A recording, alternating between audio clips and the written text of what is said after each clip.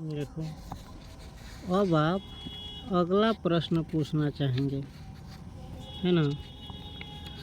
अब आप अगला प्रश्न पूछना चाहेंगे कि भूगोल क्या है ना। अगला प्रश्न पूछना चाहेंगे कि भूगोल क्या है। आप जानते हैं कि पृथ्वी हमारा आवास है। पृथ्वी क्या है?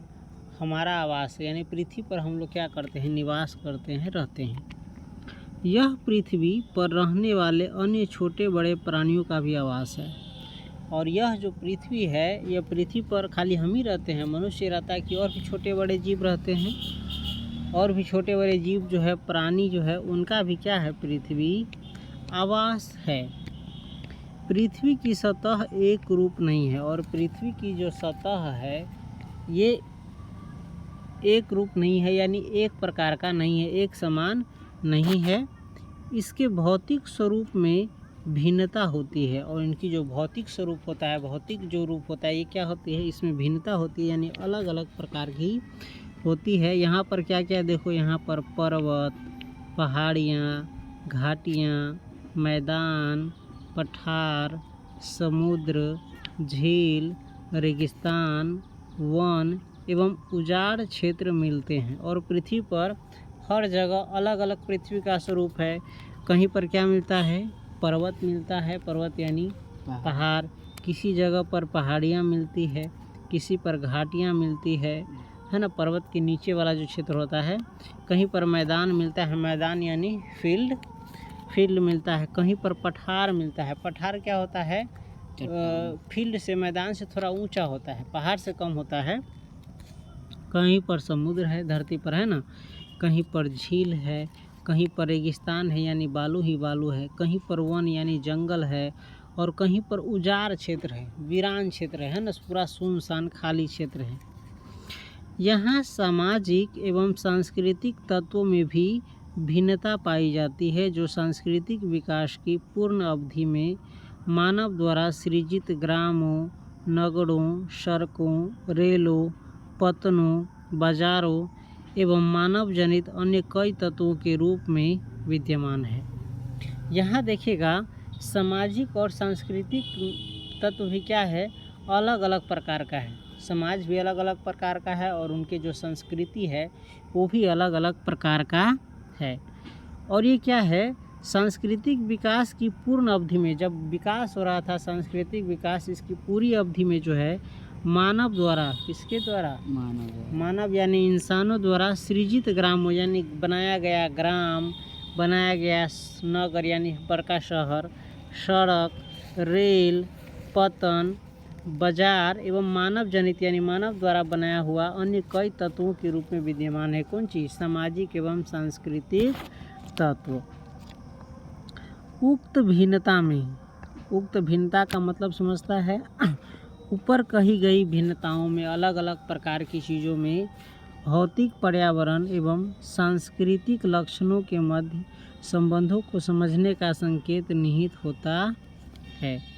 भौतिक पर्यावरण एक मंच प्रस्तुत करता है। भौतिक पर्यावरण क्या करता है? एक मंच देता है, जिस पर मानव समाजों ने, यानी मनुष्य समाजों ने अपने सृजनात्मक क्रियाकलापों का ड्रामा अपनी तकनीकी विकास से प्राप्त उपकरणों द्वारा मंचित किया। अब आप पहले पूछे गए प्रश्न भूगोल क्या है का उत्तर देने का सक्षम प्रयास कर सकते हैं। अत्यंत सरल शब्दों में यह कहा जा सकता है कि भूगोल पृथ्वी का वर्णन है ना। अब देखो, यहाँ पर एक सवाल उठ कर के आया कि भूगोल क्या है? भूगोल क्या है? तो इनको हम एकदम सरल शब्दों में, यानी आसान भाषा में कह सकते हैं कि भूगोल पृथ्वी का वर्णन है। भूगोल क्या है? पृथ्वी का वर्णन है, यानी पृथ्वी के बारे में जो बताया उसे क्या कहते हैं? भूगोल कहते हैं। यहाँ पर परीक्षा में आ सकता है एक 2 नंबरी क्वेश्चन कि भूगोल क्या है? भूगोल क्या है? तो क्या जवाब दोगे? भूगोल पृथ्वी का वर्णन है ना। भूगोल पृथ्वी का वर्णन है, और यहाँ पर अंडरलाइन कर लो, भूगोल पृथ्वी का वर्णन है के नीचे एक लाइन खींच लो ताकि आगे ध्यान रहे, ये जरूरी। सर्वप्रथम भूगोल शब्द का प्रयोग इरेटोस्थेनीज, है ना। सर्वप्रथम भूगोल शब्द का प्रयोग इरेटोस्थेनीज एक ग्रीक विद्वान ने किया। अब यहाँ फिर से एक प्रश्न उपस्थित होता है कि सबसे पहले भूगोल शब्द का, है ना, प्रयोग किसने किया? तो इरेटोस्थेनीज ने किया। ये क्या थे? एक ग्रीक विद्वान थे। क्या थे ये? एक ग्रीक विद्वान थे। और इनका जन्म कब हुआ? देखिए 276 ईसा पूर्व। 276 ईसा पूर्व। 276 ईसा पूर्व जब कह रहे हैं तो इसमें 2026 जो चल रहा है ये जोड़ दो। तो 2026 में 276 जोड़ दोगे तो कितना हो जाएगा? 2026 में 200 जोड़ोगे तो पहले 2200 होगा, और 76 में 26 जोड़ोगे तो 102 होगा। यानी 2302 बरस पहले इनका जन्म हुआ। किसका? इरेटोस्थेनीज का। और इनका निधन कब हुआ? 194 ईसा पूर्व। 194 ईसा पूर्व। 194 ईसा पूर्व कह रहा है तो अभी से 2026 में 194 जोड़ दो। तब 194 जोड़ोगे तो 2194 वैसे ही हो जाएगा। और 26 जोड़ोगे तो 6 मिल करके हो जाएगा 22, और 22 में भी 20 बचा तो 2220 बरस पहले इनका क्या हुआ? निधन हुआ, है ना। यहाँ पर ये ऑब्जेक्टिव याद रखना, सर्वप्रथम भूगोल शब्द का प्रयोग किसने किया? तो इरेटोस्थेनीज ने। किसने किया? इरेटोस्थेनीज ने। ये भी लाइन क्या है? अंडरलाइन करने वाला है, ये लिख लो नहीं, अंडरलाइन।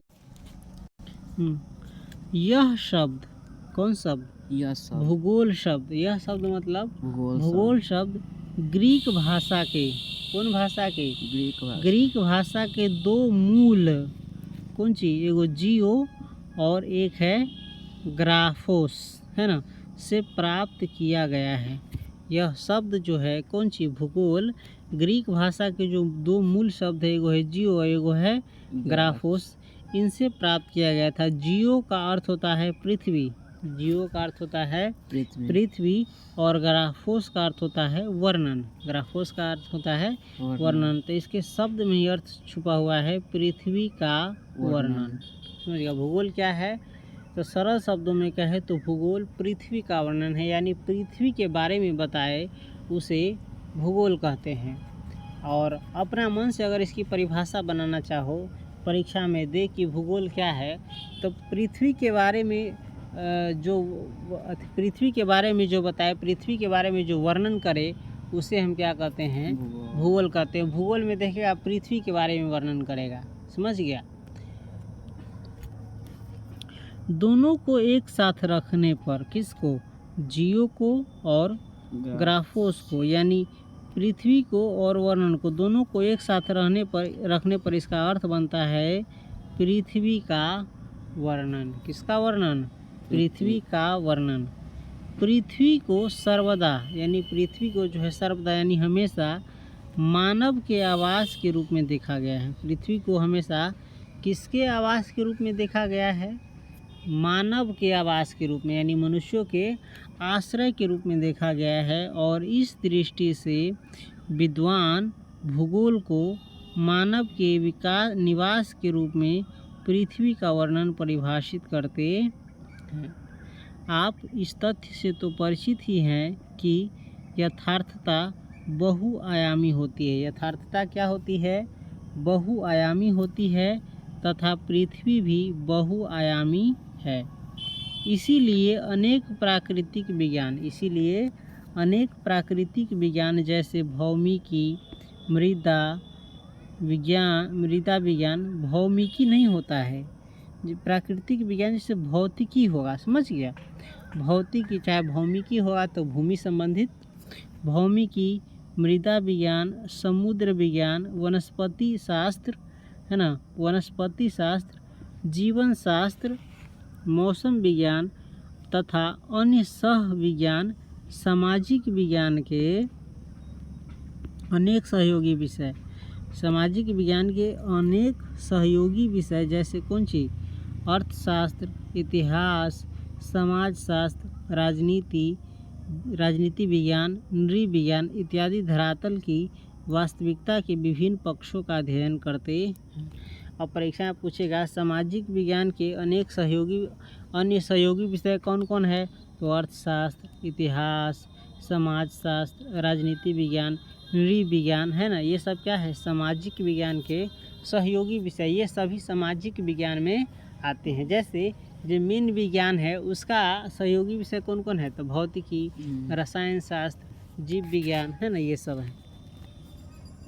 भूगोल अन्य विज्ञानों से विषय वस्तु तथा विधि तंत्र में भिन्न है, परंतु साथ ही अन्य विषयों से इनका निकट का संबंध है। भूगोल सभी प्राकृतिक एवं सामाजिक विषयों से सूचनाधार प्राप्त कर उनका संश्लेषण करता है। देखो, हमें पृथ्वी पर भौतिक तथा सांस्कृतिक वातावरण में भिन्नता दिखाई पड़ती है। अनेक तत्वों में समानता तथा कई में असमानता पाई जाती है। अतएव देखो, भूगोल को क्षेत्रीय भिन्नता का अध्ययन मानना तार्किक लगता है। इस प्रकार भूगोल को उन सभी तथ्यों का अध्ययन करना होता है जो क्षेत्रीय संदर्भ में भिन्न होता है। भूगोलवेता का मतलब जो भूगोल के जानकार है ना। भूगोलवेता मात्र धरातल पर तथ्यों में विभिन्नता का अध्ययन नहीं करते, अपितु उन कारकों का भी अध्ययन करते हैं जो इन विभिन्नताओं के कारण होते। उदाहरण के लिए देखो, फसल का स्वरूप एक प्रदेश से दूसरे प्रदेश में भिन्न होता है। फसल का स्वरूप जानता है ना, फसल की बुआई, कटाई, ये सब अलग अलग फसल जो है एक प्रदेश से दूसरे प्रदेश में अलग होता है। बिहार में अलग फसल उगाई जाती है, जम्मू कश्मीर में अलग, हिमाचल प्रदेश में अलग, पश्चिम बंगाल में अलग, थोड़ा अलग अलग उगाया जाता है। किंतु यह भिन्नता एक तथ्य के रूप में मिट्टी, जलवायु, बाजार में मांग, किसानों की व्यय क्षमता, तकनीकी निवेश की उपलब्धता आदि में भिन्नता से संबंधित होता है। लेकिन दूसरे प्रदेश में अलग अलग प्रकार की जो फसलें उगाई जाती है, क्यों, इसमें बहुत कारक निर्भर करता है। जैसे मिट्टी का अलग होना, जलवायु का अलग होना, बाज़ार में उस चीज़ की मांग होना, वहाँ पर किसानों की कितनी क्षमता है खर्चा करने की उस पर, ये सब, और तकनीकी निवेश की, मशीनरी पर, इस सब पर कितना निवेश कर सकता है किसान, कितना पैसा खर्चा कर सकता है, ये सब इनसे क्या होता है, संबंधित होता है। इस प्रकार भूगोल की दिलचस्पी किन्हीं दो तत्वों या एक से अधिक तत्वों के मध्य कार्यकरण संबंध को ज्ञात करने में। एक भूगोलवेता यानी जो भूगोल के क्या है, जानकार है, धरती के बारे में जिसको जानकारी है, तथ्यों की व्याख्या, जो तथ्य उसकी व्याख्या कार्य कारण संबंधों के ढांचे में ही करता है, क्योंकि यह केवल व्याख्या में ही सहायक नहीं होती, अपितु तथ्य के पूर्व अनुमान एवं भविष्य के परिप्रेक्ष्य में देखने की क्षमता भी रखता है। भौतिक तथा मानवीय दोनों प्रकार के भौगोलिक तथ्य स्थैतिक नहीं अपितु गत्यात्मक होते हैं, नहीं बदलता रहता है। भौतिक और मानवीय दोनों प्रकार के जो भौगोलिक तथ्य होता है ना, क्या होते हैं, स्थैतिक नहीं होते, स्थिर नहीं होते, वो समय के साथ क्या होता है, बदलता रहता है तथ्य। वे सतत यानी लगातार परिवर्तनशील पृथ्वी तथा अथक एवं निरंतर सक्रिय मानव के बीच आबद्ध प्रक्रियाओं के फलस्वरूप कालांतर में यानी समय के अंतराल में परिवर्तित होते रहते हैं।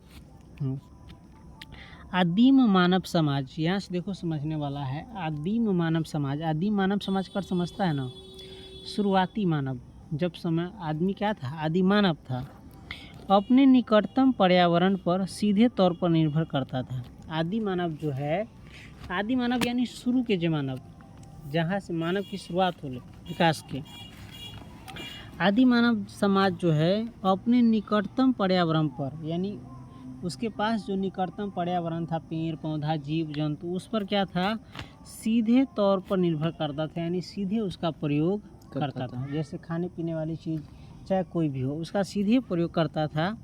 अब ऐसा नहीं है। अब कोई चीज़ का सीधे प्रयोग करता है, खाना पीना सब पका खाता है, जानवर चाहे कोई चीज़ बहुत प्रकार के रहता है।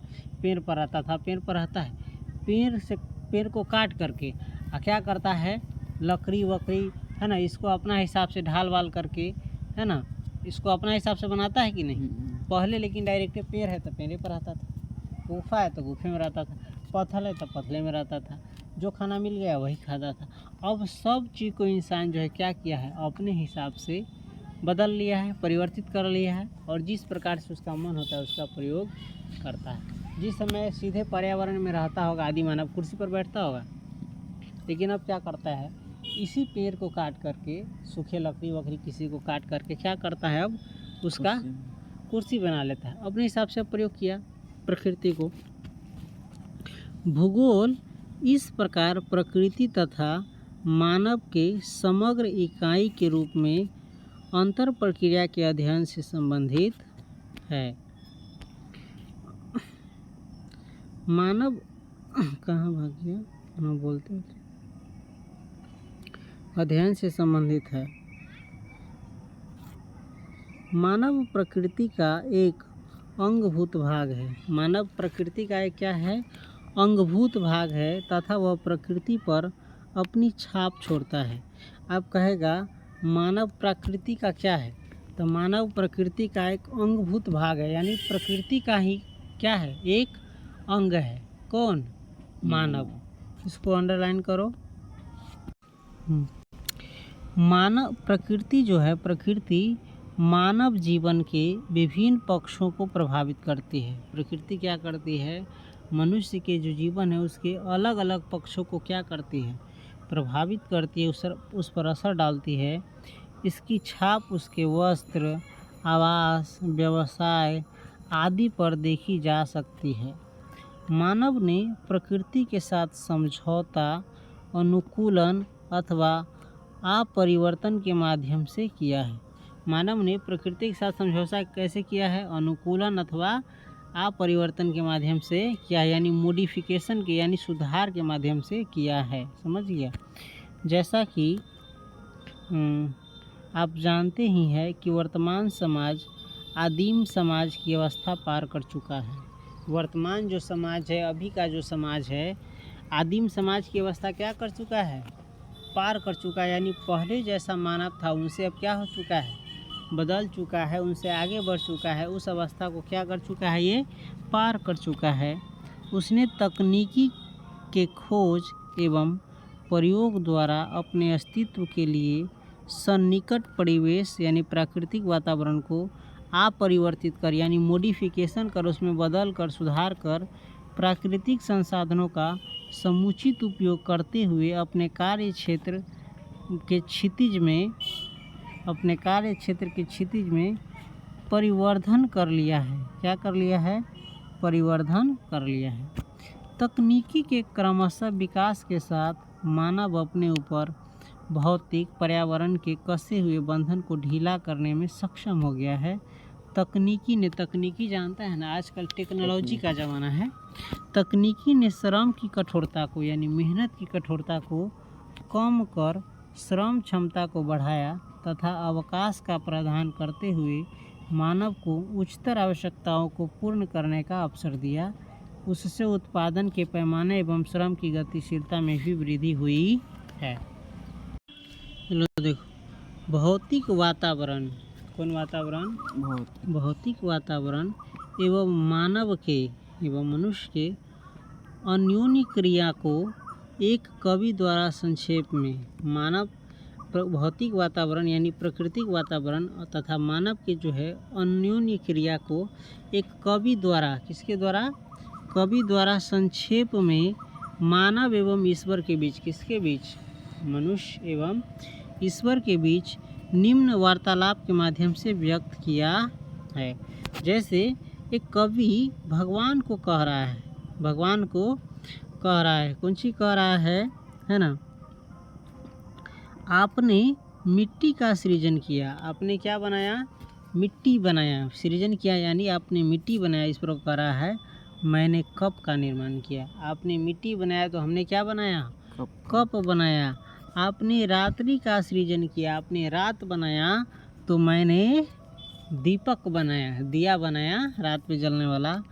आपने बज्र भूमि, आपने बंजर नहीं बंजर भूमि, पहाड़ी भूभाग एवं मरुस्थलों का सृजन किया। भगवान को करा आपने क्या बनाया? बंजर भूमि बनाया, पहाड़ी भूभाग बनाया, मरुस्थलों का सृजन किया। और मैंने क्या किया मैंने उसमें क्या किया? फूलों की क्यारी, किसकी? फूलों की क्यारी तथा बाग बगीचे बनाए। प्राकृतिक संसाधनों का प्रयोग करते हुए मानव अपने सृजनात्मक योगदान का दावा करता है। प्राकृतिक संसाधनों का प्रयोग करते हुए मानव किसका दावा करता है? अपने सृजनात्मक योगदान का, यानी हम भी रचना कर सकते हैं उसका ये दावा करता है। तकनीकी की सहायता से मानव आवश्यकता की अवस्था में स्वतंत्रता की ओर अग्रसर हुआ। उसने सर्वत्र अपनी छाप छोड़ी तथा प्रकृति के सहयोग से नई संभावनाओं का सृजन किया। इस प्रकार हमें मानवीकृत प्रकृति तथा प्रकृति प्रभावित मानव के दर्शन होते हैं। भूगोल इसी अंतर प्रक्रियात्मक संबंध का अध्ययन करता है। परिवहन एवं संचार के साधनों का जाल एवं पद अनुक्रमिक केंद्रों के माध्यम से क्षेत्र समाकलित और संगठित हो गए। एक सामाजिक विज्ञान के रूप में भूगोल इसी क्षेत्रीय समाकलन एवं संगठन का अध्ययन करता है। देखो अभी मन नहीं लग रहा होगा क्योंकि अभी भूगोल शुरू नहीं हुआ। अभी तुमको भूगोल के बारे में इंट्रोडक्शन दिया जा रहा है, पढ़ाया नहीं जा रहा है, इंट्रोडक्शन दिया जा रहा है जिससे तुम भूगोल को हल्का समझ सको। हो सकता है इसके बाद दूसरा चैप्टर से चाहे कुछ पृष्ठ के बाद क्या होगा, पढ़ने लायक समझने लायक चीज़ आ जाए। जैसे भूगोल में ही तो पढ़ा है, सामाजिक विज्ञान में ही तो पढ़ा है भूगोल में, रबी फसल किसे कहते हैं, खड़ी फसल किसे कहते हैं, है ना। ये सब भूगोल के ही अंतर्गत तो पढ़ा है।